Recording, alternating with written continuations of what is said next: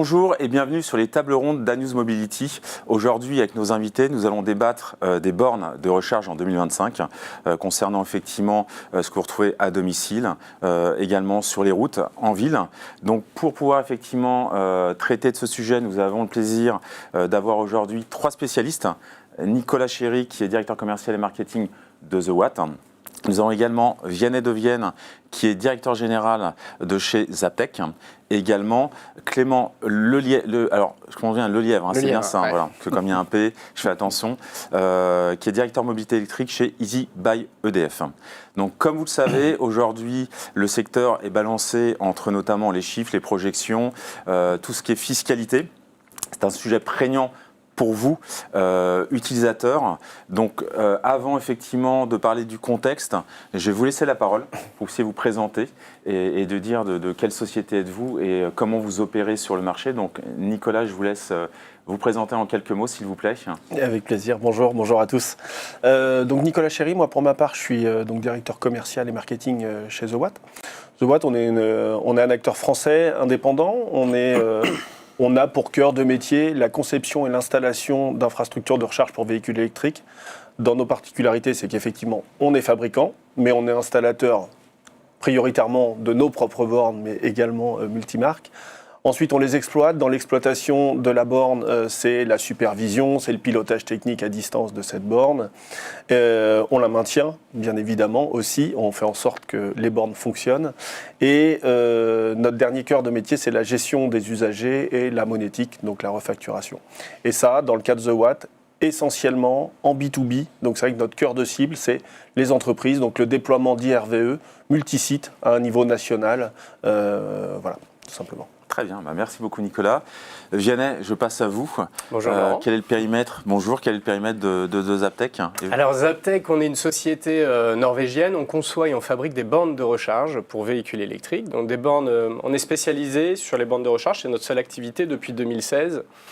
La Norvège, je le cite parce que c'est le marché le plus dynamique en termes de mobilité électrique. Aujourd'hui en Norvège, on a quasiment 100% d'immatriculation en véhicules électriques. Là où aujourd'hui en France, on est plutôt autour de 20%. Donc on conçoit et on fabrique des bornes de recharge, mais on va aussi donc les faire installer par un réseau de partenaires, distributeurs, installateurs, intégrateurs, pour à la fin installer ces bornes de la maison individuelle à la copropriété, quand on parle du résidentiel. Sur le tertiaire, on va installer dans les entreprises, pour les flottes d'entreprises, également pour les parkings employés et visiteurs. Et puis on va installer également ces bornes de recharge dans ce qu'on appelle le semi-public. Donc là, vous allez retrouver les commerces, les parkings accessibles au public. Voilà, donc ça c'est notre positionnement d'entreprise. On est le 3e fabricant européen aujourd'hui, avec 650 000 bornes installées en Europe et 200 000 bornes juste sur l'année dernière, en 2024. Très bien, un beau déploiement alors. Ouais, très heureux de ça. Ouais. Merci Vianney. Je vais laisser la parole maintenant à Clément. Votre fonction, le terrain de jeu d'Easy by EDF. Bonjour Laurent, merci déjà pour l'invitation.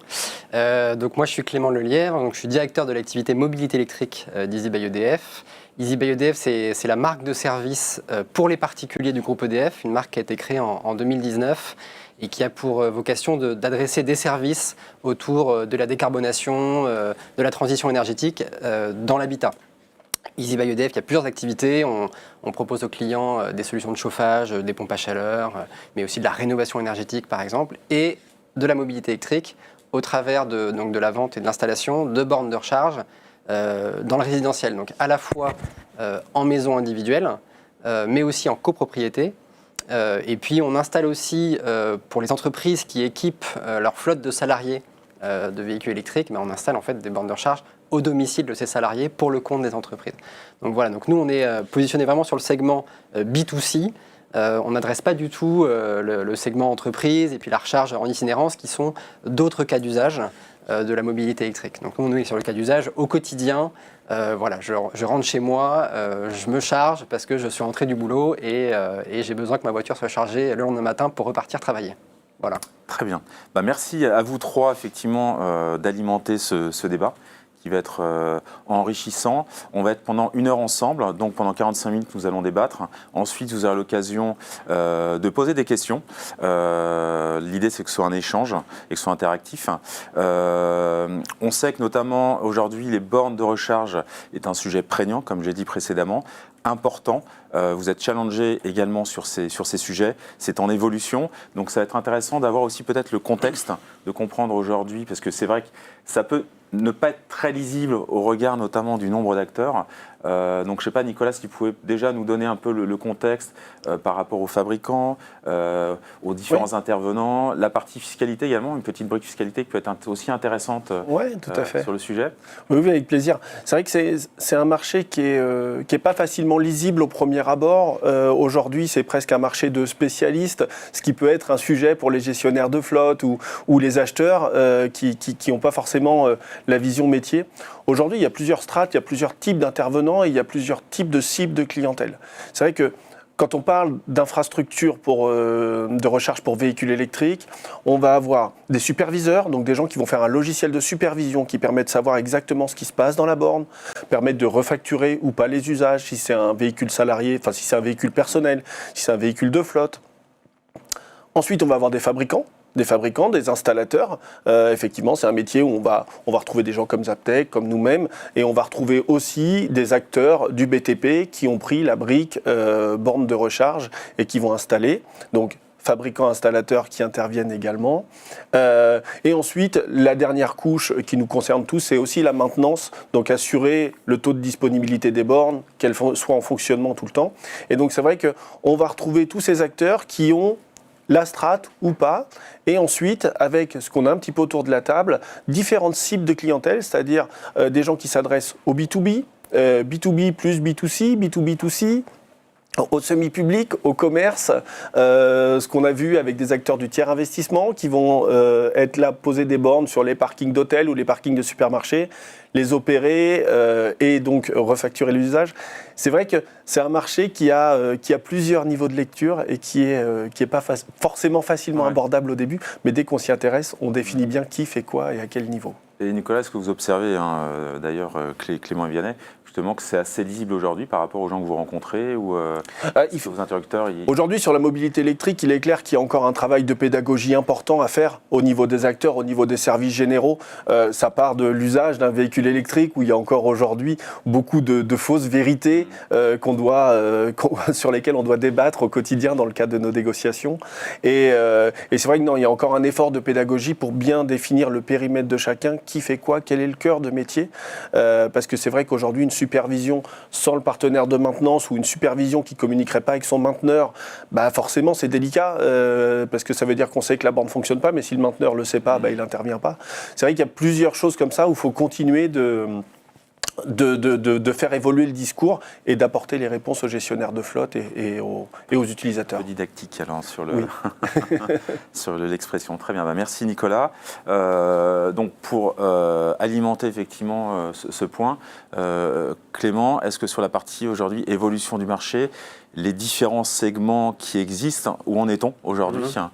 C'est vrai que, pour rebondir sur ce que vous disiez, c'est vrai que le marché, il y a besoin de pédagogie. D'ailleurs, on l'a vu dans les chiffres d'adoption, de vente des véhicules électriques. Alors, en entreprise, mais aussi chez les particuliers qui achètent directement des véhicules. C'est que on voit des trajectoires qui sont prévues parce qu'il y a des obligations réglementaires à 2035 au niveau de l'Europe. Toutes les trajectoires qu'on doit tous avoir dans nos bureaux nous montrent que c'est en route. Néanmoins, on a vu que 2024, c'est une année qui a été pas aussi bonne que ce qu'on avait espéré, un petit ralentissement du marché de 3-4%. On espère tous que 2025 va redémarrer, puisque si on veut atteindre les ambitions françaises et aussi européennes, il va falloir y aller, il va falloir que les gens adoptent le véhicule électrique. Ça passe par la pédagogie dont a parlé Nicolas. C'est vrai que nous, sur le segment des particuliers, à la fois en maison et en copropriété, ce qu'on constate, c'est qu'il y a deux vitesses. C'est-à-dire qu'en maison individuelle, vous allez avoir quelqu'un qui a été convaincu par plusieurs biais d'acheter un véhicule électrique, qui souvent l'a pris d'ailleurs en leasing, parce qu'il se pose la question de la batterie, et donc ça lui va bien de prendre un leasing sur 3-4 ans. Il s'est dit, ok, je vais acheter un véhicule électrique. Et puis très vite après, il se pose la question de comment je vais la recharger, ma voiture. Il faut passer du mode où j'allais à la pompe à essence une fois par semaine, une fois par mois pour aller faire la recharge, le plein, à finalement, mais c'est pas pareil, c'est pas la même autonomie. Et du coup, très vite, il peut arriver sur je vais installer une borne chez moi. En maison individuelle, finalement, il va assez vite se poser la question de dire mais c'est vrai que ça peut se charger à la maison. Alors, on peut le faire avec une prise classique, mais on peut aussi installer une borne de recharge. Avec la prise classique, c'est plus lent, et puis il y a aussi une question de sécurité électrique, et donc il y a de la pédagogie à faire pour expliquer aux gens qu'installer une borne de recharge, ça a plusieurs avantages. Voilà, c'est de la sécurité, c'est plus rapide, c'est fait pour, voilà. Et donc c'est vrai que ce marché-là, il va avec le marché du véhicule électrique. C'est-à-dire que nous, ce qu'on observe, c'est que finalement, on a à peu près les mêmes courbes de croissance que sur le marché de l'adoption des VE. Sur le marché de la copropriété, c'est un petit peu différent. Il est un peu en retard, ce marché. Aujourd'hui, on est à 4% des copropriétés qui sont équipées d'une infrastructure collective pour pouvoir mettre une borne de recharge. La copropriété, c'est un peu différent, on va dire, parce que c'est la copropriété avec des cycles de décision qui sont annuels, assemblée générale. Et donc, vous êtes copropriétaire, vous voulez adopter, vous voulez avoir une borne de recharge dans votre copropriété. Vous ne pouvez pas le décider tout seul. Il faut en parler à son syndic, il faut que ce soit mis dans l'Assemblée générale de l'année prochaine, donc il faut anticiper. Voilà, ça peut être le temps. Il y a une inertie. Inertie liée à la copropriété. Et pour une entreprise qui veut équiper ses salariés, ça peut être un sujet. C'est-à-dire qu'elle, elle a des contraintes aussi réglementaires pour passer sa flotte de véhicules électriques. Donc elle peut installer sur son site, là où ses employés travaillent. Si ses salariés sont en maison, elle va pouvoir leur faire installer une borne chez eux. Et là, il y a des mécanismes qui existent pour pouvoir, voilà, on installe la borne et puis derrière, on peut lui rembourser la consommation électrique liée à la recharge pour son usage professionnel. Mais en copro, ça va quand même prendre du temps. Donc la copro, c'est un marché qui va un peu plus lentement. En 2024, on a vu aussi ce ralentissement du marché. Alors il y a plein de mécanismes réglementaires, je pourrais peut-être revenir un peu plus tard sur le sujet pour favoriser aussi l'adoption en copropriété, mais c'est un marché qui a un peu de retard et qui, de mon point de vue, freine aussi un petit peu l'adoption du véhicule électrique aujourd'hui. D'accord. Si on se projette dans peut-être quelques années, si toutes les copros de France sont équipées d'une infrastructure collective, plus incitatif. Ce sera plus rapide de venir ajouter sa borne à l'infrastructure. Et là, on ne parlera pas d'un an de délai, mais peut-être quelques semaines. Donc voilà, dans quelques années, ce sera un autre monde. Mais là, on est vraiment dans cette phase d'adoption progressive du marché. D'accord, très bien. Merci Clément. J'ai une petite question sur la partie, que ce soit sur la partie effectivement des particuliers ou des pros. Au-delà de l'équipement, de l'évolution, la sensibilité qu'ont les gens, que ce soit des particuliers, est-ce qu'ils ont une sensibilité justement sur l'électrification? Ils se sentent investis, ils souhaitent le faire. Pareil sur les pros. Est-ce que vous sentez qu'il y a eu, au niveau des gouvernances des entreprises ou des salariés, est-ce que vous sentez qu'il y a une volonté d'y aller fortement, moins fortement? Comment vous percevez Ce qu'on constate, c'est qu'il y a quand même une évolution de la perception qu'on a du véhicule électrique. C'est sûr que le véhicule électrique, il y a encore quelques années de ça, on avait peur de l'autonomie, on avait peur de où est-ce que je vais recharger ce véhicule, comment, comme le disait Nicolas, comment déployer une infrastructure simplement. Aujourd'hui, on est en 2025 et c'est pour moi, en tout cas, des sujets qui ne sont plus des sujets, en fait. D'accord. Il y a un écosystème qui s'est mis en place, il y a des opérateurs, des cabinets de conseil sur la conduite du changement qui accompagnent les sociétés. Il y a des cabinets techniques qui accompagnent sur comment intégrer une infrastructure de recharge, que ce soit en copropriété, en résidentiel ou sur les entreprises. Les constructeurs automobiles ont fait leur job en augmentant les autonomies des véhicules et ça ne fait que s'améliorer dans le temps. Et maintenant, en vendant des véhicules sur le segment B, c'était jusqu'à aujourd'hui un petit peu le trou dans la raquette. Donc maintenant, vous avez la Renault 5, la Citroën C3, qui sont des véhicules abordables. Donc on est passé en fait d'un marché qui était un peu élitiste, à la fois techniquement parlant et au niveau des véhicules, à un marché qui est un produit de consommation grand public. Et notre rôle en tant que fabricant ou opérateur, c'est d'accompagner de la manière la plus simple, d'un point de vue technique, matériel, pour recharger sa borne de recharge, d'un point de vue véhicule pour les constructeurs automobiles. Voilà, il faut que ça soit simple de recharger son véhicule et je dois pouvoir me recharger aussi rapidement quand j'en ai besoin.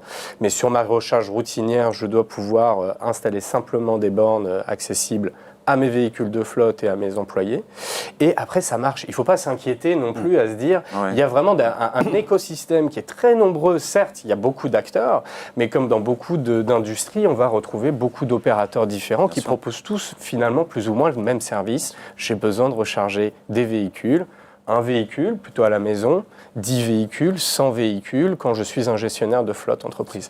Et là, derrière, vous avez l'écosystème. Ça vient comme son portable, son smartphone d'ici quelques mois. Complètement, voilà, c'est ça.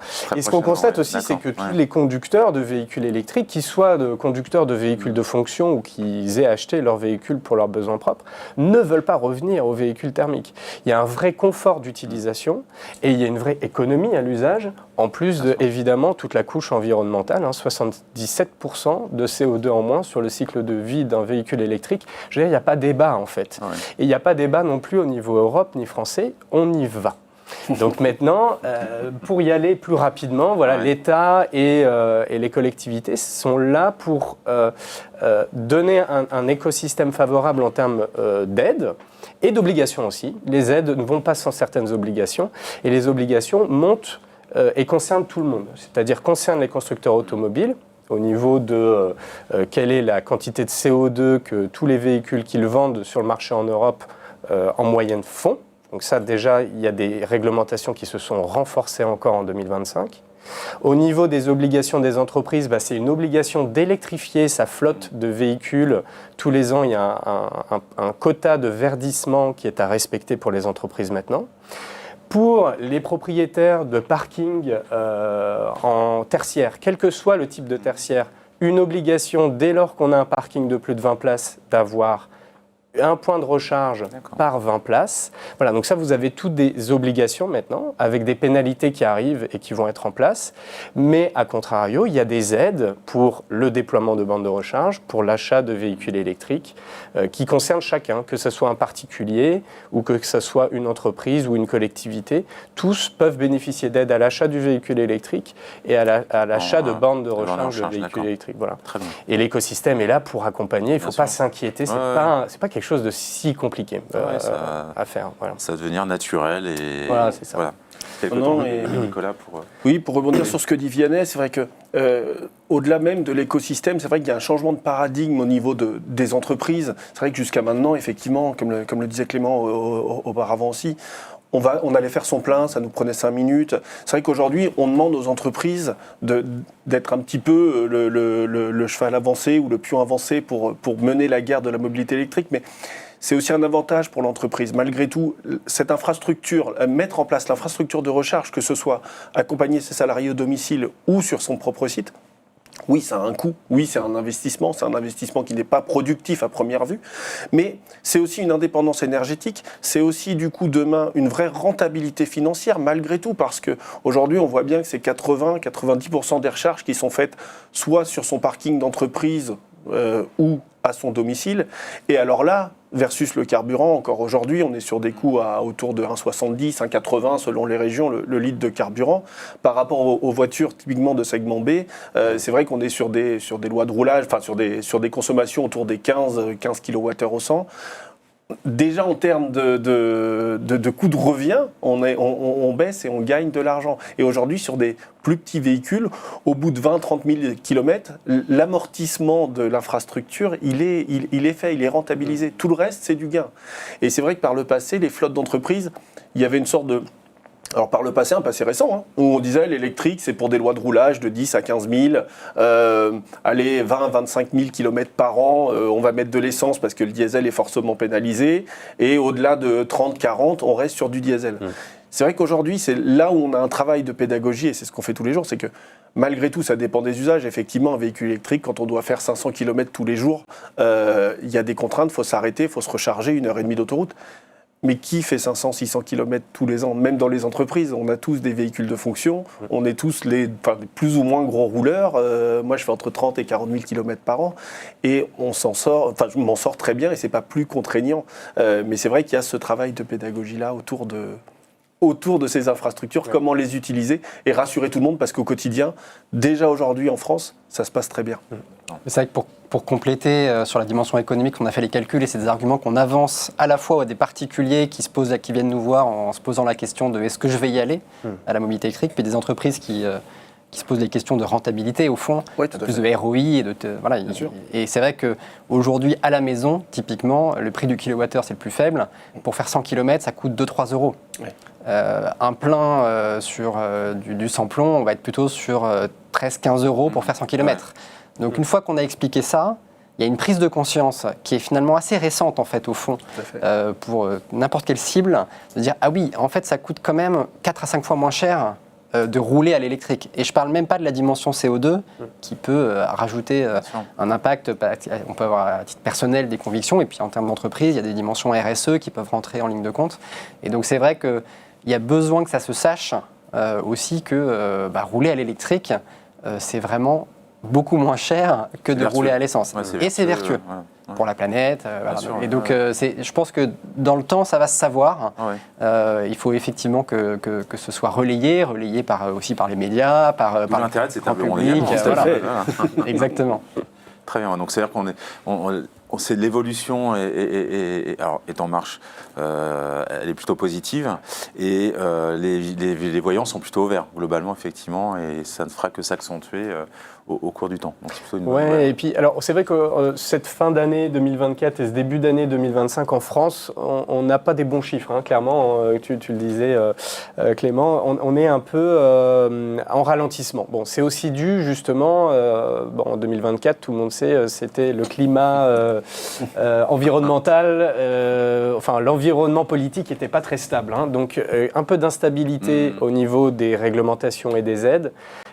Ça amène mécaniquement les entreprises à freiner des cas de fer, hein, et on les comprend. Maintenant, toutes ces réglementations se sont clarifiées ce début d'année. Ça va de l'avantage en nature qui était attendu par les entreprises. Maintenant, ça a été clarifié ce début d'année. Les obligations en termes d'équipement ont été clarifiées. Et donc, on peut espérer que la France rattrape son petit retard qu'elle a pris depuis 6 mois, 9 mois, je dirais.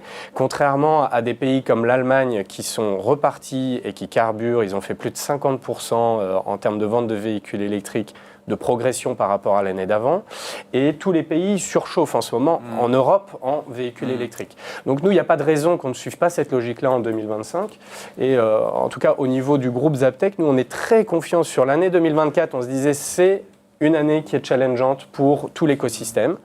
Par contre, sur l'année 2025, et on le constate nous, dès ce début d'année, voilà, il y a l'élan mobilité électrique qui est en train de se déployer partout en Europe et c'est très, très enthousiasmant, très positif. Ouais. Et je rappelle que la France, on est le 3e pays en Europe en termes de vente de véhicules électriques. Donc certes, on a certains chiffres qui ne progressent pas assez vite par rapport à ce qu'on avait prévu, ce que le gouvernement avait prévu, mais c'est tout à fait rattrapable et c'est en cours de rattrapage. Voilà. D'accord. Oui, Clément. J'ajouterai en complément par rapport à ce que vous disiez, c'est que les aides sont toujours là aussi. C'est-à-dire qu'en fait, alors il y a eu des modulations d'aides typiquement sur le bonus pour l'acquisition du véhicule, mais typiquement sur la recharge, en fait, on a toujours des aides via les C2E, on a toujours un crédit d'impôt sur l'installation à domicile. Enfin, les conditions d'aide n'ont pas changé. C'est-à-dire qu'il y a toujours une incitation à installer des bornes de recharge chez soi, au bureau. Et donc il n'y a pas eu on n'a pas coupé les vannes à ce niveau-là. Donc je rejoins ce que vous dites. Toutes les conditions sont là pour que 2025 soit une belle année. En tout cas, on l'espère tous. Et il y a même eu des aides. Il y a des nouvelles aides pour l'achat de véhicules utilitaires, de poids lourds, qui justement sur les fiches C2E. Voilà, sur les C2E, ça c'est très nouveau. Et donc les entreprises peuvent maintenant bénéficier des certificats d'économie d'énergie pour passer à l'électrique au niveau de leurs utilitaires. Ça n'existait pas avant. Voilà. Donc, et certes, le bonus pour les particuliers a été réduit, mais il existe toujours. Il y a quand même 4 000 € d'aide à l'achat sur le véhicule électrique pour les particuliers. Il faut en profiter. Hein. Bien sûr. C'est maintenant qu'il faut s'équiper. Ok, très bien. Merci. On va se prêter avant de traiter les autres items, on va se prêter un petit jeu puisque vous parliez de chiffres. Donc, je vous donne des chiffres. Vous allez me dire vrai ou faux. Voilà. Donc moi j'avais effectivement ce chiffre, c'est 1,5 million. C'est le nombre de véhicules électriques et hybrides rechargeables circulant en France. On est au-dessus, peut-être plus. C'est plus. Ouais. On a dépassé, de mémoire, on a dépassé les 2 millions en décembre ou novembre, fin 2024. D'accord. Et sur un parc qui avoisine, j'ai en tête un ordre de grandeur 30-35 millions de véhicules à peu près. Ouais. Et puis dans les projections qui sont faites, c'est de se dire, bah voilà, on est à 2 millions, à terme il y aura 30-35 millions, et puis à 2035, qui est le moment de l'obligation européenne d'interdiction de vente de nouveaux véhicules électriques, on sera probablement aux alentours de 15 millions, peut-être entre 10 et 15 millions probablement. Donc ça donne aussi la forme de la courbe, en quelque sorte. Comme le disait Vianney, c'est à peu près 20% du parc l'année dernière qui a été équipé en véhicules full élec. C'est du full électrique, c'est à peu près 300 000 véhicules vendus en 2024. Alors vendus, immatriculés, pour être précis. Et cette année, notamment par rapport aux nouvelles réglementations, on devrait être sur une tendance qui devrait faire que ça devrait être entre 400 et 500 000 véhicules électriques immatriculés sur l'année. Donc du coup, 2 millions grosso modo en circulation aujourd'hui et un atterrissage à 2 ça correspond, d'accord, ça correspond. Ok, bon, bah, vous voyez, c'était faux, donc merci pour l'information. Autre chiffre, c'est 1,7 million de bornes de recharge en France, en comptant effectivement les bornes publiques et privées. Comme Vianney vous parler de la partie européenne, apparemment la France est quand même plutôt bien placée. Est-ce que c'est le bon chiffre ? C'est même un peu plus. Grosso modo, les nombres de bornes, enfin vous me corrigez, hein, mais le nombre de bornes suit à peu près le nombre de véhicules électriques en parc. Donc quand vous avez, là aujourd'hui on est à 2 millions de véhicules électriques, vous avez à peu près 1,1 point de recharge par véhicule électrique immatriculé sur le territoire. Donc on est à peu près à 2,3 millions. Mais ces 2,3 millions de bornes sont essentiellement installées chez le particulier. 60% des bornes en France sont installées, enfin c'est 1 million des bornes, donc vous ferez les calculs pour moi, mais il y a 1 million de bornes qui sont installées en maison individuelle, 900 000 en entreprise aujourd'hui, donc pour recharger des flottes ou des véhicules d'employés de salariés d'entreprise. Et vous avez donc, Clément le mentionnait, un petit retard sur les copropriétés, on est à peu près à 30 000 points de recharge en copropriété. Et tout le reste des points, c'est ceux qu'on voit, sur les routes, ceux qui ne sont pas encore passés aux véhicules électriques voient. Et là, en fait, c'est 157 000 points de recharge ouverts au public. Ceux que vous voyez sur les aires d'autoroute, sur les parkings de supermarchés, etc. 157 000 sur 2 millions de points de recharge. Le véhicule électrique se recharge essentiellement, dans 90% du temps, à la maison ou au travail. C'est là que sont les bornes de recharge. D'accord, très bien. Bon, merci pour cette information. Troisième chiffre, c'est l'objectif de la France en taux d'équipement de bornes à 2030. J'avais 7 millions. Est-ce que ça vous paraît, c'est le chiffre juste ? Est-ce que c'est ce que vous avez entendu Oui, c'est à peu près ces chiffres-là, ouais, tout à fait. Après, à nouveau, si on espère avoir 35 millions de véhicules en 2050, il faut passer par quelques étapes. 2050, c'est l'objectif de décarboner la mobilité, les transports en 2050. Et il y a quelques jalons entre deux. Il y a le jalon 2035 où théoriquement, on arrête de mettre en circulation des nouveaux véhicules polluants, donc que de l'électrique, à partir de 2035. Et entre maintenant et 2035, il n'y a que 10 ans pour passer de 2 millions à 7 millions de véhicules, peut-être plus, on verra. En tout cas, et les gouvernements, et les entreprises, et les particuliers jouent le jeu maintenant pour y passer. Très bien. Alors, il y a un autre point, effectivement, qu'on n'a pas encore abordé. C'est vrai qu'on a parlé de la partie France et internationale européenne. Il y a la gestion des territoires également. C'est-à-dire qu'aujourd'hui, est-ce qu'on est juste équitable entre le taux d'équipement entre les différentes régions ? C'est un vrai sujet. Est-ce que les mobilités sont différentes suivant les régions par rapport aux montagnes, par rapport à pas mal de choses ? Et là, j'avais 150 000, c'est le nombre de points de recharge publics en France, dont 200 000 en Ile-de-France. Est-ce que ça vous paraît cohérent ? Oui, c'est ça, vient de le mentionner, c'est 157 000 points de charge publics ouverts au public aujourd'hui. Ça paraît cohérent, c'est vrai qu'il y a ce sujet des territoires, effectivement, où on voit qu'en région, il y a un taux d'équipement, des fois, pour pallier la copropriété. C'est vrai qu'aujourd'hui, on dit que se recharger en voirie sur les bornes de recharge publique, on le voit ici en Ile-de-France, tant qu'on est dans la première couronne, j'ai envie de dire, tant qu'on est dans la 86, il y a un taux d'équipement qui est plutôt bon, on trouve des bornes un peu partout. Quand on s'écarte un peu, ça devient plus délicat. Et ça, c'est la même chose à peu près dans toutes les aires urbaines. C'est vrai que plus on va en milieu rural, malheureusement, moins l'équipement public est dense. Donc, c'est un autre type d'usage. C'est le résidentiel qui répond. C'est la copropriété demain. Mais effectivement, c'est à peu près ce qu'on voit. Et c'est vrai qu'au quotidien, là aussi, en termes de recharge, ça répond complètement à la demande. On prend toujours l'exemple du 15 août ou l'exemple des vacances de Noël, mais mine de rien, c'est 2 jours dans l'année sur 365. Donc les autres jours, ça se passe très très bien. Je suis moi-même en copropriété où j'ai pas de parking. Mes seules recharges ne sont faites qu'en voirie. C'est vrai que de notre côté, en plus, on a mis fin un petit peu à la jungle tarifaire. On propose aujourd'hui un tarif unique pour les recharges, ce qui fait qu'on propose un tarif de 42 centimes pour une recharge AC. Peu importe l'opérateur, peu importe l'endroit, peu importe la puissance d'AC, c'est 42 centimes. Et ces 42 centimes correspondent à un prix de marché qui aujourd'hui, même, encore une fois, par rapport à une installation à domicile, c'est pas complètement stupide de se recharger à ce prix-là. Et on est sur des coûts moindre, encore une fois, on est sur des TCO pour les véhicules électriques qui seraient moindres qu'un véhicule thermique.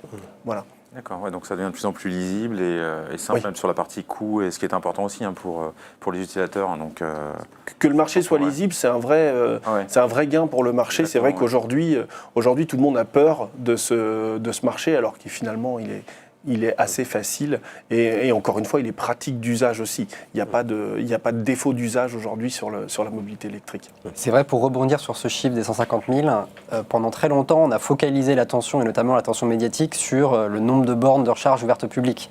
Le président de la République avait fixé un objectif à 100 000, donc toute la filière a aussi regardé cet objectif.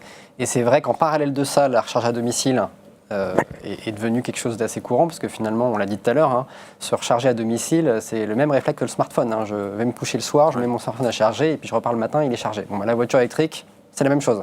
C'est un réflexe que les gens prennent de se mettre à charger au moment où ils rentrent chez eux le soir, et le lendemain matin, ils débranchent et ils repartent. Et c'est vrai que du coup, l'usage a fait que les gens rechargent à domicile. Ceux qui étaient en maison, privilégiés, évidemment. C'est plus simple de décider tout seul. En copro, un peu plus compliqué. Et puis, il y a la troisième typologie, vous l'évoquiez, c'est ceux qui n'ont pas de place de parking. Ouais, tout à fait. Je crois que de mémoire, c'est entre peut-être 7-10 millions de personnes, quand même, enfin 10 millions de foyers, pardon, sur les 30-35 millions de foyers. Donc, on a quand même ce segment-là de gens qui ne pourront pas se charger chez eux. Il va falloir leur trouver une réponse. Et la réponse, ça peut être quand je vais faire mes courses, je me charge, je passe 1 heure dans un supermarché et finalement c'est le temps de recharge qu'il me faut. Mais peut-être que ça suffira pas, peut-être qu'il faudra aussi de la recharge en voirie par les collectivités, de la recharge pas forcément très rapide, ça peut être de la recharge, on va dire, lente, en courant alternatif, pour répondre à ces besoins de, j'ai pas de place chez moi, mais j'ai quand même besoin 2 fois par semaine de me recharger pendant une nuit. Et donc voilà, donc on a quand même besoin que tous les segments avancent de concert. C'est-à-dire qu'on a besoin que la copro, les entreprises, mais aussi ceux qui ont des places ouvertes au public, restaurants, cinéma, fassent le job pour permettre qu'il y ait cette adoption un peu massive. Sur les 2 derniers chiffres qu'on a mentionnés, que ce soit les 150 000 ou les 7 millions de points de charge qu'on estime à 2030, c'est vrai qu'on ne rentre pas dans la technique pure, mais c'est vrai que là-dedans, il y a un mix de charge lente, semi-rapide et de charge rapide. C'est vrai que dans ces 7 millions de points de charge, ça peut paraître énorme comme ça, mais des charges à 7 kg, à 11 kg, voire même des charges à 3,5 kg, entre guillemets, du temps off, quand on est au cinéma, quand on fait ses courses, quand on déjeune, ici même, on reste 3 heures, 4 heures à un endroit. En fait, des temps off, on en a plein dans la journée. Finalement, le temps où on roule, il est minoritaire dans une journée. Donc, il faut toutes ces solutions en parallèle, et dans ces 7 millions de points de charge, il y aura un petit peu tout. Il y aura de la charge lente. En voirie, c'est vrai qu'on attend plutôt de la charge rapide, notamment sur les grands axes. Mais il y a un sujet véhicule aussi. En parallèle, il faut que la batterie puisse encaisser beaucoup d'énergie. C'est vrai que ce sera tous ces éléments-là qui viendront continuer de faciliter la vie des usagers. Que ça vienne un automatisme et que ça rentre dans la vie quotidienne des gens, pros et particuliers. Très bien. Alors, on voit qu'il y a une évolution au niveau du taux d'équipement des bornes. Maintenant, une fois qu'on a ça ou ces bornes, je me tourne vers Vianney, comment ça se déroule au niveau de l'accompagnement, la formation, l'entretien voilà, parce qu'il y a une éducation par rapport à ça, par rapport aux gens. Donc, comment ça se déroule sur la partie pro plutôt, donc du coup. Ouais, alors pour partie pro ou même aussi, privé, résidentiel, une borne, ça demande très peu d'entretien. Hein. C'est comme entretenir un chauffe-eau chez vous. Vous ne faites pas passer quelqu'un tous les ans. Voilà. Donc c'est très simple d'entretien. Le point important à prendre en compte, et là je parle plutôt à ceux qui nous écoutent et qui sont des professionnels, des entreprises, qui se posent la question de quelle est la progressivité d'équipement. Comment je vais aujourd'hui équiper mon parking d'entreprise avec quelques bornes pour quelques premiers véhicules de ma flotte, et comment demain 100% de ma flotte électrique va devoir se recharger sur ces infrastructures. Donc avant on travaillait plutôt pour les entreprises sur donner accès à un certain nombre de pompes à essence sur un territoire. Maintenant, c'est plutôt comment je vais recharger moi-même, comment je vais faire le plein moi-même dans mon bâtiment, sur mes parkings, de toute ma flotte de véhicules électriques. Et derrière se cachent des questions de dimensionnement du réseau électrique d'une entreprise. Hein. Ouais. Et c'est pas une question neutre. Et donc c'est là-dessus où les fabricants ont fait des gros efforts sur comment intégrer une infrastructure de recharge évolutive. Et elle va être évolutive en nombre de points de recharge dans une infrastructure. Et elle va être également évolutive en termes de nécessité, de quantité d'énergie qu'il va falloir de plus en plus pour recharger de plus en plus de véhicules. Bien sûr, ouais. Voilà. Et donc derrière, il y a des questions de répartition de l'énergie intelligente. C'est là-dessus notamment que Zaptec s'est différencié sur le marché. C'est d'avoir des infrastructures qui peuvent évoluer au rythme des besoins d'équipement, au rythme finalement de l'électrification d'une flotte d'entreprises. Voilà. Donc ça, c'est ce qu'il faut prendre en compte. Après, en termes de maintenance, d'évolutivité, vous avez aussi de l'évolutivité technologique. Les bornes de recharge intègrent de plus en plus d'intelligence. Alors, on parle de choses qui aujourd'hui parlent déjà aux gens intégration avec une production de photovoltaïque sur une entreprise. Ça, c'est ce qui se passe en ce moment. Maintenant, les bornes font ça. Demain, ça sera intégration avec le réseau électrique en tant que tel. Comment utiliser les véhicules de ma flotte pour finalement les utiliser pour recharger ma maison, recharger mon bâtiment au moment où l'électricité est trop chère.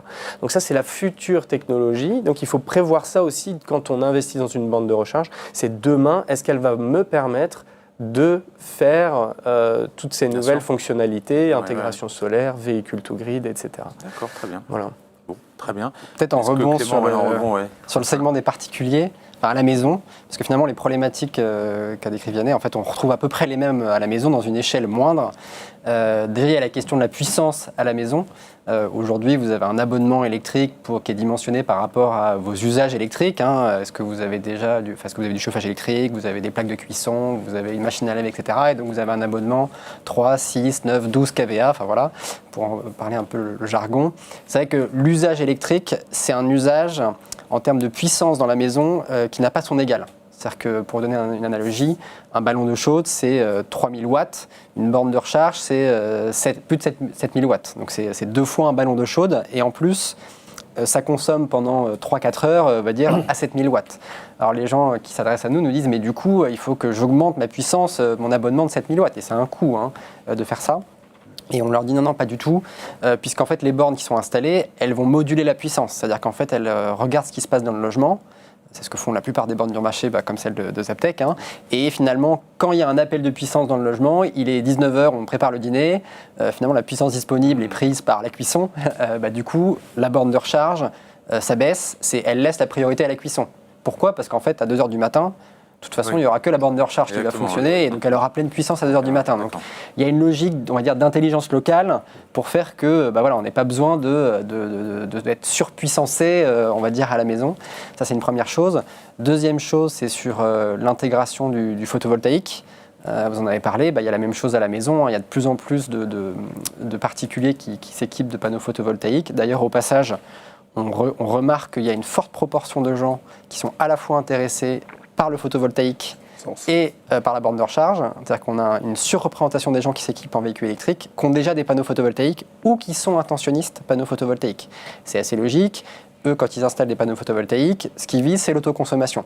C'est de se dire, voilà, je consomme un maximum de ce que je produis avec mes panneaux solaires sur mon toit. Et finalement, le véhicule électrique, il va permettre aussi d'intégrer, d'utiliser cette production, et notamment à des heures de la journée où aujourd'hui, en fait, il y a plein de soleil et ma voiture est branchée et donc j'en profite, quoi. Et le step d'après, l'étape d'après, c'est effectivement ce qu'on appelle le véhicule to grid, le véhicule to home. C'est le fait de dire, la voiture, je l'ai chargée quand j'avais des panneaux solaires au milieu de la journée, elle est à 100%. À 18h, 19h, il n'y a plus de panneaux solaires, il n'y a plus de soleil. Et à l'inverse, c'est le moment où moi j'ai un pic de consommation. Peut-être que demain, les tarifs seront plus chers à cette heure-là, j'en sais rien. Et donc, du coup, ma voiture peut se décharger dans ma maison et j'utilise l'électricité de ma voiture comme une source de production en quelque sorte pour ma maison. Et pour faire ça, il faut que toute la chaîne fonctionne. Il faut que la voiture soit compatible, il faut que la borne de recharge soit compatible et il faut que le réseau, ou la maison soit compatible. Et c'est des technologies qui sont en train d'arriver. Et ça va commencer par les fabricants de voitures. C'est-à-dire que globalement, les fabricants de bornes sont à peu près prêts. Tous, je pense. Je vous laisse, vous qui êtes fabricant, confirmer. En revanche, les voitures ne sont pas encore complètement prêtes. On a des premiers modèles qui sont sortis l'année dernière, mais ça va se généraliser. Et je pense qu'il y aura aussi un sujet de pédagogie lié à ça. C'est-à-dire que demain, je rentre chez moi, je branche ma voiture. En fait, elle ne se met pas à charger tout de suite. Pourquoi ? Parce qu'en fait, le réseau est en tension. Et donc, je vais charger un peu plus tard. La voiture ou la borne va décider de charger un peu plus tard, dans un moment où il y a peut-être moins de tension réseau. Et donc ça, moi, il faut que j'accepte, en tant qu'individu, de faire un peu confiance au système aussi. C'est-à-dire que moi, ce que je veux, au fond, c'est qu'à 7h du matin, ma voiture, elle soit chargée quand je reparte. Et ça, les technologies qui sont en train il y a des normes, des technologies qui ont été définies pour permettre ça. Donc il faut aussi que les entreprises et les particuliers se rassurent, toute la filière, tous les acteurs de la chaîne de valeur que vous mentionnez en introduction, organisent technologiquement pour que ça fonctionne. Et les gens ne se retrouveront pas à 7h du matin avec des véhicules complètement déchargés, parce qu'en fait on aura alimenté le réseau ou la maison. Évidemment que ça n'a pas de sens, puisque le premier besoin, c'est le besoin de mobilité quand même. Donc voilà. C'est très intéressant parce que c'est vrai qu'on a eu déjà l'étape suivante. On n'est plus uniquement dans la recharge primaire classique. On est déjà sur effectivement une étape suivante. Donc c'est plutôt très intéressant et on va dire intelligent déjà aussi et rassurant pour notamment les consommateurs. Donc, je voulais juste rebondir justement sur la partie B2B, sur la partie maintenance, qui est important. Effectivement, il y a le sujet de la puissance parce qu'aujourd'hui en entreprise, effectivement, il y a deux publics, les véhicules de fonction et les salariés avec un véhicule personnel. Et effectivement, ce sujet de tension du réseau, alors ce n'est pas les sujets de tension du réseau, mais tout au moins de dimensionnement de l'infrastructure électrique. Effectivement, si c'est des véhicules de fonction, c'est bien d'avoir un petit peu plus de puissance parce qu'on peut considérer que les gens vont repartir dans la journée, ce qui n'est pas systématiquement le cas. Mais par contre, pour des véhicules salariés, même des puissances faibles, finalement, les gens sont là 7h, 8h au bureau. Et ce qu'on constate aujourd'hui, c'est que malheureusement, les gens se branchent le matin, chargent à peu près 2 heures et se déconnectent 5 heures plus tard. Il n'y a pas de sujet de puissance parce que finalement, là, même s'ils avaient une puissance moindre, ils ont toute la journée pour se recharger. Après, ce qui est important dans le point maintenance, et ce sur quoi nous, côté The Watt, on essaye de mettre un point d'honneur, c'est d'avoir une vision un petit peu technologie responsable, c'est-à-dire que les bornes soient fortement réparables. C'est vrai qu'il y a un sujet demain. Aujourd'hui, on a un vrai sujet sur la borne, sur le prix. C'est vrai qu'il y a un sujet financier. Par contre, c'est vrai qu'aujourd'hui, on voit des bornes, j'ai envie de dire grand public, qui sont mises sur des parkings d'entreprises et qui sont quasiment du consommable. C'est-à-dire que quand elle tombe en panne, vous pouvez rien, tout est tellement bien moulé, c'est bien joli, mais on ne peut pas la réparer, on ne peut pas la maintenir, cette borne. Là, vous êtes sur le volet vraiment RSE. Sur la partie maintenance. Alors, RSE, mais la partie maintenance. C'est-à-dire, quand on a mis un parc en place, c'est que dans l'idée, il dure une borne, ça a une durée de vie de potentiellement 10 à 15 ans, c'est qu'elle dure vraiment 10 à 15 ans en étant tout simplement, on peut l'ouvrir, on peut rentrer, on peut changer les pièces. Aujourd'hui, c'est pas le cas de tous les acteurs et c'est vrai qu'on se retrouve sur des parcs à reprendre aujourd'hui où malheureusement on voit des bornes de première génération qui sont très bien, qui fonctionnent très bien en termes de prise, mais c'est vrai qu'on ne peut pas les réparer, on ne peut pas les rendre communicantes, on ne peut pas les rendre intelligentes, comme disait Vianney, c'est très important demain que l'infrastructure de recharge soit intelligente pour s'adapter au parc de véhicules. Et c'est vrai qu'aujourd'hui, c'est un vrai sujet côté durable qu'il faut également, pouvoir ça, regarder au début. Bien sûr, c'est hyper important, le côté durabilité. Le soft comme le hard, enfin les sûr, deux parties doivent travailler de concert. D'accord. Très bien. Bon, merci. Alors, on arrive bientôt au terme de ce débat avant vos questions. J'avais encore effectivement deux points. On sait que le marché il est très concurrentiel. Il y a pas mal d'acteurs. Donc, quelle est votre vision par rapport à l'évolution du marché en termes d'acteurs? Est-ce que ça va se concentrer? De quelle manière? Est-ce que vous avez une idée à peu près, globalement, est-ce que vous voyez des choses se mettre en place? Côté fabricant de bornes de recharge, il y a eu déjà des évolutions, c'est-à-dire des sociétés qui paraissaient très solides, internationales, qui ont disparu.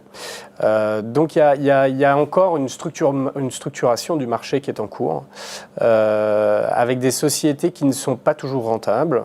C'est encore plus vrai du côté opérateur de recharge, mais c'est des investissements qui sont lourds, mais consentis et avec une vision 2035 et 2050 d'électrification du parc. Donc c'est des investissements qui sont assez sûrs. Mais derrière, se passe un peu de temps et quand on a un petit ralentissement du marché du véhicule électrique, comme il y a pu y avoir l'année dernière, c'est directement quelques acteurs qui peuvent en souffrir. Donc il est important aussi de s'entourer d'acteurs qui sont solides financièrement et qui sont capables de tenir dans le temps, parce que si un fabricant de bornes de recharge disparaît du jour au lendemain, c'est potentiellement des pièces détachées qui ne sont plus disponibles ou un accès aux bornes de recharge qui n'est plus possible via un logiciel de supervision. Donc restez vigilants là-dessus, même si le marché se concentre et se déconcentre comme n'importe quel marché très innovant, comme le marché du véhicule électrique. Classique. Voilà. Classique. Très bien. Clément ou Nicolas, est-ce que vous voulez Non, mais moi j'adhère à tout ce qu'a dit Vianney. Sur nos segments à nous, donc à la fois l'installation dans les maisons et puis dans les copropriétés, on a vu pas mal, dans les 5 dernières années, pas mal d'acteurs émerger, des pure players d'une part, des gens qui sont spécialisés typiquement sur, moi j'installe des bornes de recharge en copropriété, je facture l'énergie, etc. Il y a des grands groupes, nous on en est un, d'autres, nos confrères énergéticiens ont fait les mêmes approches. Ce qui est sûr, c'est qu'il y a la question de l'assise financière, puisque c'est des marchés sur lesquels il faut investir.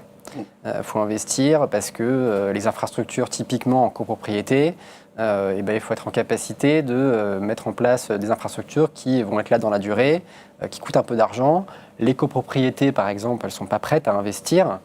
Parce qu'il y a dans une copropriété de 40 personnes, il y en a 3 qui veulent un véhicule électrique aujourd'hui, les autres ils ne sont pas prêts à payer. Donc aujourd'hui il y a des logiques de tiers investisseurs qui permettent justement d'investir qu'au moment où en fait on en a besoin. Et c'est vrai que je n'ai pas une boule de cristal, donc je ne sais pas comment sera le marché dans 10 ans. Mais oui, il y aura probablement des rationalisations. Il y avait déjà eu par le passé des rapprochements d'acteurs, par exemple. Sur notre segment de marché, on avait un concurrent sur la maison et un concurrent sur la copro. Ils sont ensemble. On a pu voir que il y avait des premiers mouvements qui s'opéraient. Il y a aussi des acteurs qui ont été en difficulté, des gens qui étaient là plutôt au départ. Et puis je pense qu'au bout d'un moment, il y a une question de il faut continuer à injecter de l'argent avec des investisseurs. Et c'est pas si simple d'aller convaincre des investisseurs quand les marchés frémissent un petit peu, comme on l'a vu en 2024. Donc je pense que il y aura probablement des rationalisations à venir. Néanmoins, aujourd'hui, j'ai l'impression que les acteurs de la chaîne de valeur sont des gens sérieux.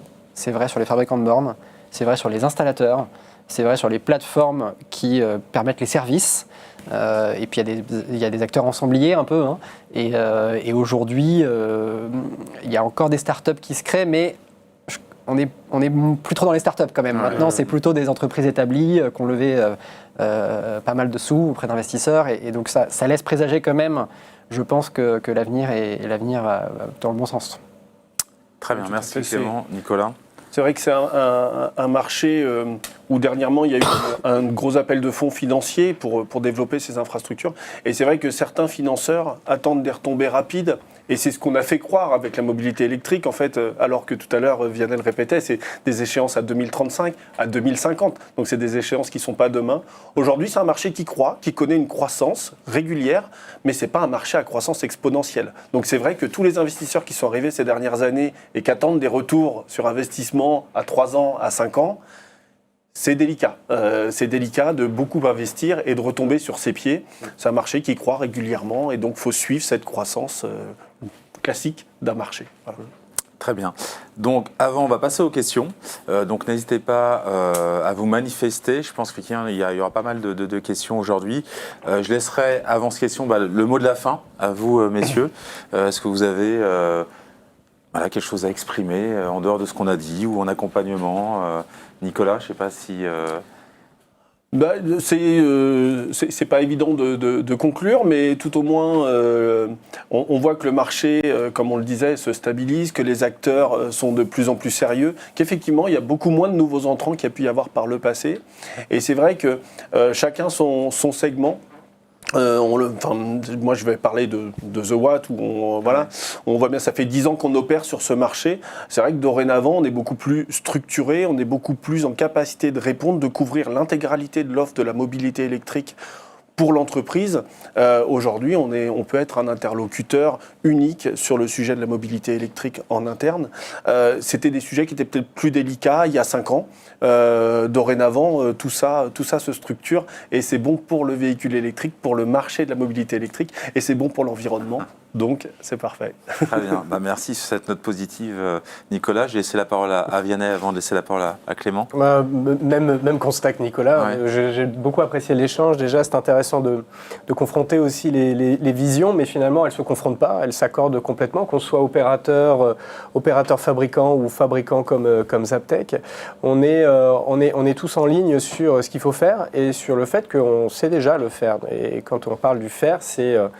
déployer des bornes de recharge pour nos clients, quel que soit le lieu d'installation, qu'on soit en résidentiel, en tertiaire ou en public, les acteurs sont là et sont structurés et sont des professionnels avec plus de 10 ans d'expérience maintenant. Ouais. Donc il ne faut pas avoir peur, il faut nous appeler et après chaque projet est aussi un peu spécifique et c'est notre rôle de nous adapter à chaque type d'installation.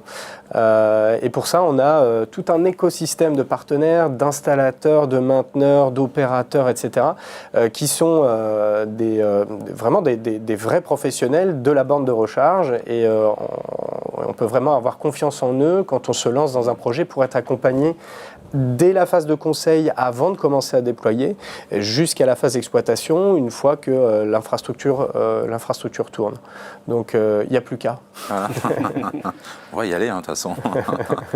Très bien, merci Vianney. Et pour conclure, je pense que Clément. Je vais compléter, mais je pense que ce besoin de pédagogie, on a besoin de le faire tous, auprès des particuliers, auprès des entreprises. C'est pas compliqué la mobilité électrique, c'est pas compliqué de se recharger. On n'a pas parlé, mais il y a des gens qui nous contactent en disant mais est-ce que la prise, ça va rentrer quoi. Enfin voilà, ben oui, maintenant c'est normalisé. Il n'y a plus de sujet de est-ce que ma prise va être compatible avec la borne de recharge. Donc oui, c'est standardisé, oui, la chaîne fonctionne. Ça ne coûte pas cher par rapport à l'essence. Je pense que ça, c'est un mot qu'il faut retenir aussi. Voilà, rouler à l'électrique, ça coûte moins cher que de rouler à l'essence. Et même dans la durée, au sens de tenant compte en prenant une logique TCO, avec le coût d'acquisition du véhicule. Et puis...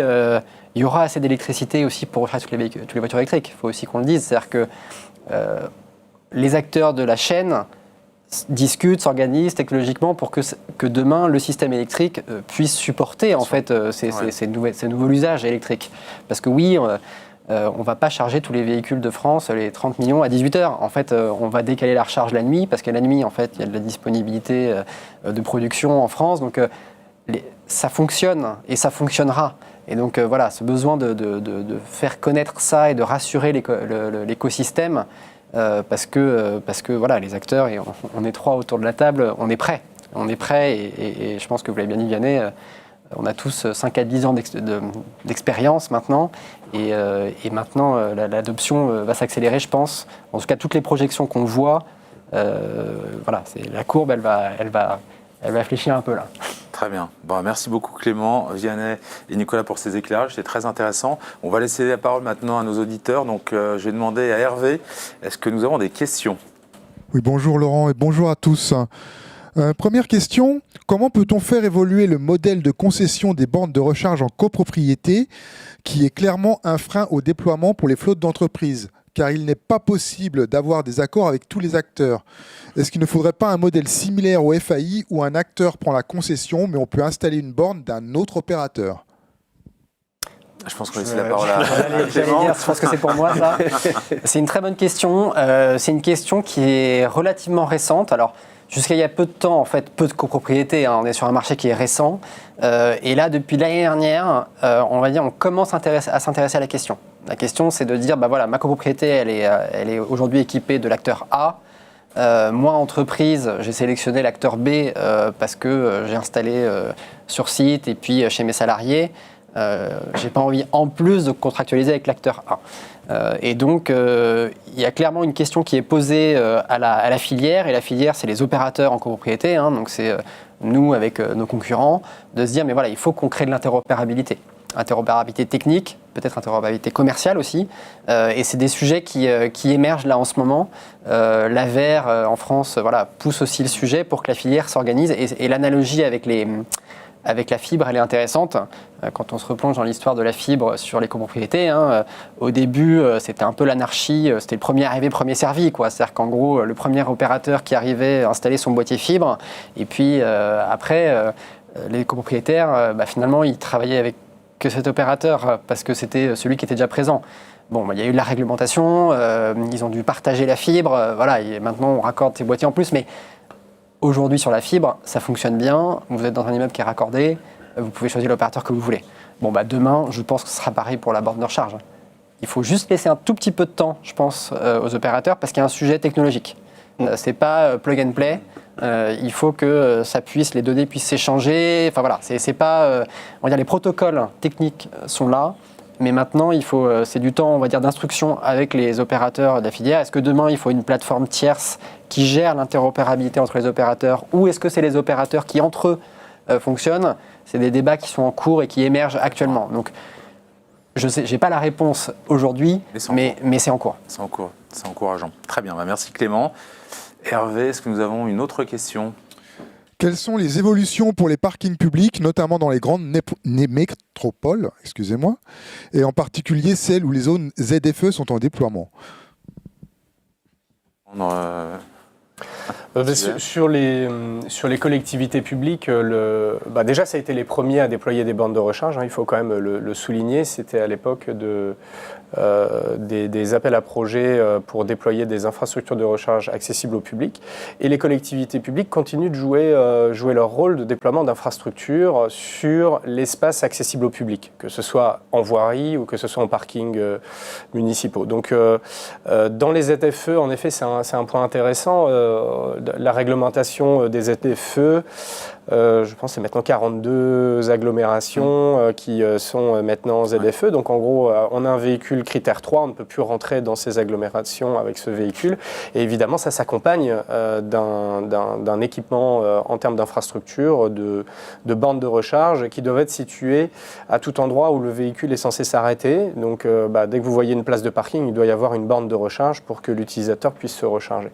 Les collectivités jouent leur rôle.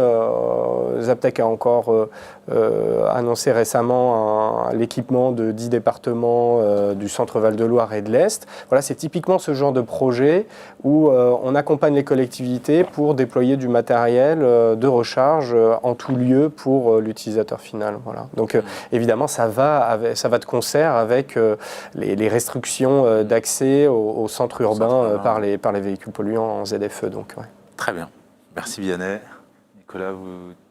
Peut-être non, pas forcément. Non, pas spécialement. La réponse est claire et c'est sûr qu'il faut continuer à avoir plus de bornes, notamment dans les ZFE, mais j'ai envie de dire, même pas qu'en ZFE, j'ai envie de dire à un niveau national, les collectivités jouent leur jeu, s'équipent, c'est de mieux en mieux, il y a encore quelques trous dans la raquette, mais voilà, le sujet, il est national, j'ai envie de dire, il n'est même pas lié qu'aux ZFE, quoi. Il y a une compréhension... Il faut accompagner le territoire national. Tout à fait. Très bien, merci. Est-ce qu'Hervé, nous avons une autre question ? Oui, ce sera la dernière question. Concernant les dispositifs CEE, vers qui peut-on se tourner pour avoir les procédures ? Pour toutes les questions, je vais peut-être conclure comme ça. Dès que vous vous posez des questions sur le véhicule électrique ou les infrastructures de véhicules électriques, il y a plusieurs réflexes à avoir. Le premier, c'est le site Je roule en électrique, qui est un site pédagogique qui est extrêmement bien fait, qui va vous résumer les véhicules électriques, les aides, les infrastructures de recharge, les aides. Donc si vous avez un doute, vous allez sur Je roule en électrique. C'est une plateforme qui est censée résumer toutes ces informations que vous allez vous poser. Vous pouvez également consulter le site de l'AVER, dans lequel il y a des publications régulières, un suivi sur la réglementation. Donc l'AVER France fait un travail formidable de synthèse de toutes les réglementations et essaye de projeter également tous ceux qui se posent des questions sur qu'est-ce qui va arriver plus tard. Et pour ceux qui ont besoin d'être formés, de former des collaborateurs, de former des copropriétés, des syndicats, n'importe qui a besoin d'une acculturation aux véhicules électriques, on en a parlé déjà pendant 1 heure, mais il y a encore beaucoup de choses à raconter là-dessus. Advenir Formation propose des formations partout en France. Voilà. Donc si vous vous posez ces questions d'aide, d'évolution des réglementations, c'est trois leviers que je recommande. Sur les C2E, personnellement, je n'ai pas l'information. Ouais. Je ne sais pas si mes collègues l'ont. C'est tout récent. Voilà. Ouais. Mais typiquement, sur l'un de ces 3 sites, vous aurez l'information très, très prochainement. Ouais. Très bien. Bon, merci messieurs. On arrive au terme notamment de cette table ronde. Merci à vous toutes et à vous tous d'avoir participé à cette table ronde. Merci Nicolas, merci Vianney, merci Clément. Et au plaisir de vous retrouver effectivement lors d'une prochaine table ronde à News Mobility. On vous enverra le replay de cette table ronde, c'est important. Et si vous avez des questions, vous aurez les coordonnées effectivement de nos 3 intervenants qui ont fait le plaisir de venir aujourd'hui. Donc on vous souhaite une très bonne fin de journée et à très bientôt. Merci. Merci. Merci. Au revoir.